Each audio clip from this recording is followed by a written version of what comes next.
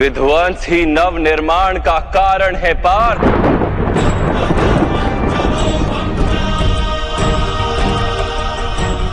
पौधे की एक डाली काटी जाए तो दो डालियां जन्म लेती। तुम आज के विध्वंस से क्यों भयभीत होते? कल पुनः नव निर्माण होगा, क्या ये सत्य नहीं जानते?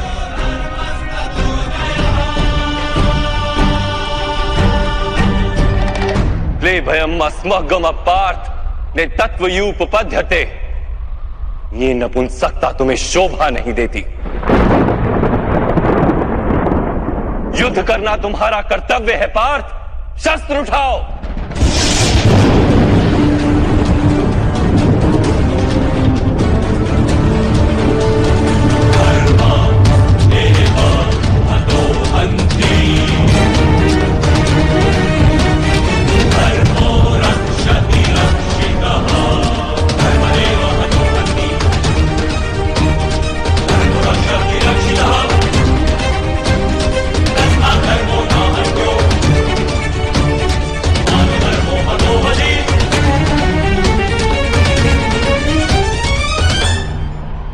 किस प्रकार शस्त्र उठाऊं माधव?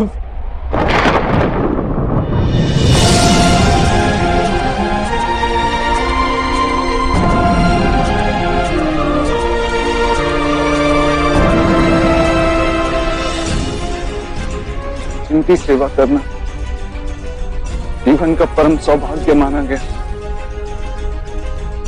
ऐसे पितामह गुरु द्रोण, मामा श्री और ज्येष्ठ भ्राता के सामने शस्त्र उठाने का साहस नहीं है मेरे अंतर में मां। उनका वध करके यदि मुझे स्वर्ग का राज्य भी प्राप्त हो जाए तो व्यर्थ है मां, व्यर्थ।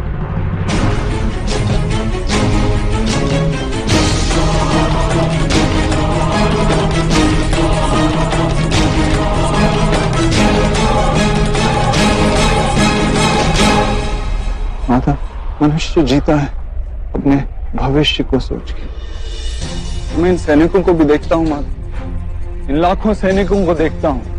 मुझे ध्यान आता है कि युद्ध के उपरांत लाखों स्त्रियां विधवा हों, लाखों बच्चे अनाथ होंगे। कल जब समाज के नियम टूटेंगे तो परंपरा का शिक्षण देने वाला कोई नहीं होगा। वेदों का ज्ञान लुप्त हो जाएगा माता।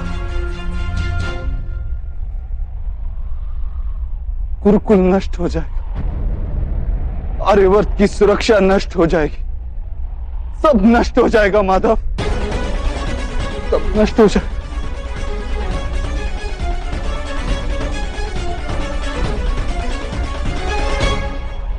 बुद्धिमान व्यक्तियों जैसे तर्क देते हो, किंतु वास्तव में मूर्खतापूर्ण बातें करते हो पार्थ। क्या नष्ट हो जाएगा? वृक्ष के कुछ पत्ते झड़ जाएं या नए उगाएं, उसे आनंद या दुख का कारण नहीं कहा जाता। पत्तों के जन्म का उद्देश्य और उनके जीवन का अर्थ केवल वृक्ष को जीवित रखना होता है। वैसे मनुष्यों के जन्म और जीवन का कारण वास्तव में समाज का सुख। समाज संसार के लिए और ये सारा संसार सृष्टि के लिए और ये सारी सृष्टि स्वयं परमात्मा के लिए है पार्थ। जो इस तथ्य को जान लेता है उसे धर्म का मार्ग सदा ही स्पष्ट दिखाई देता है। हाँ पार्थ, इस युद्ध में विध्वंस होगा, अवश्य होगा।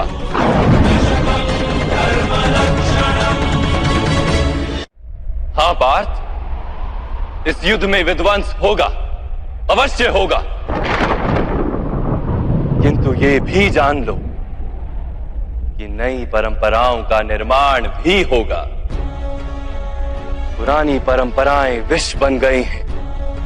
हजारों वर्ष पूर्व वेदों ने जिस धर्म की स्थापना की थी वो अब केवल शब्द बनकर रह गई।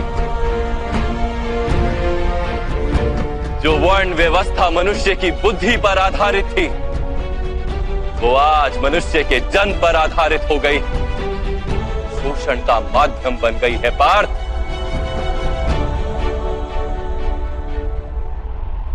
पुरानी व्यवस्थाएं टूटेंगी, नई व्यवस्था का जन्म होगा।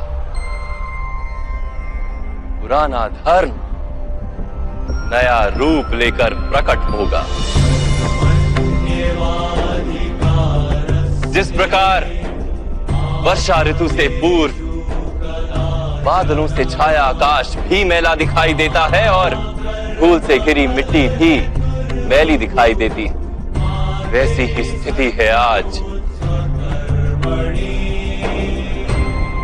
और वर्षा के पश्चात आकाश और पृथ्वी धुलकर स्वच्छ हो जाते हैं, वैसे इस युद्ध के पश्चात समाज और संसार धुलकर स्वच्छ हो जाएंगे पार्थ।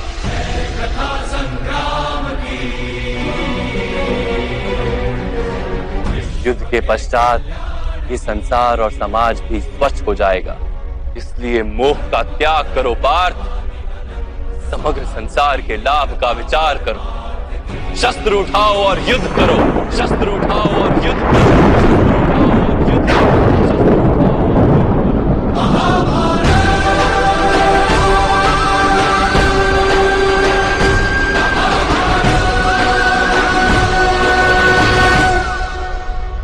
मैं आपकी बातें सुन पा रहा हूं माधव, परंतु उनका अर्थ मेरे हृदय तक पहुंच ही नहीं रहा। मेरा मन मोह से घिरा हुआ है। इस प्रकार अपने धर्म का दर्शन कर, मेरा मन अपनों के विचार से भरा हुआ है। इस प्रकार सारे संसार का विचार कर।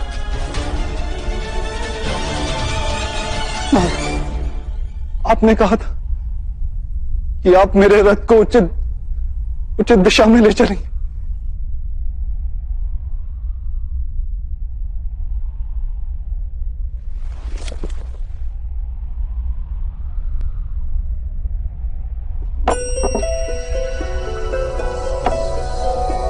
नारायणं नमस्कृत्य नरं चैव नरोत्तमम् देवीं सरस्वतीं व्यासं मेरे आत्मा के सारथी बन मेरे जीवन रथ को उचित मार्ग पे ले आइए माता।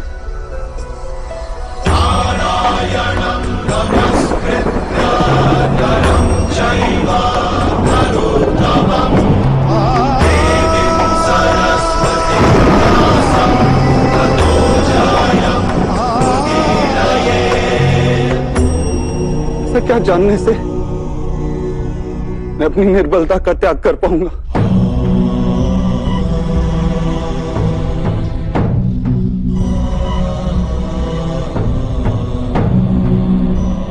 उठो पार्थ,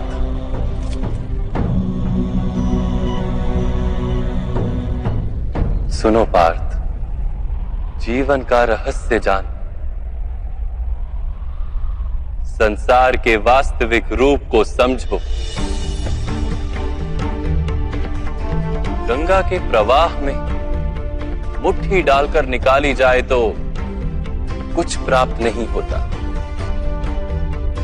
किंतु उस हथेली की अंजुलि बनाकर गंगा के प्रवाह में डाली जाए तो गंगा जल मुख तक पहुंच पाता है।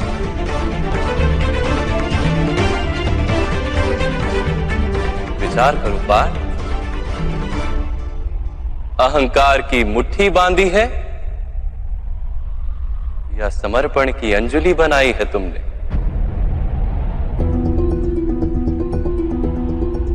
इस ज्ञान को ग्रहण कर पाओगे?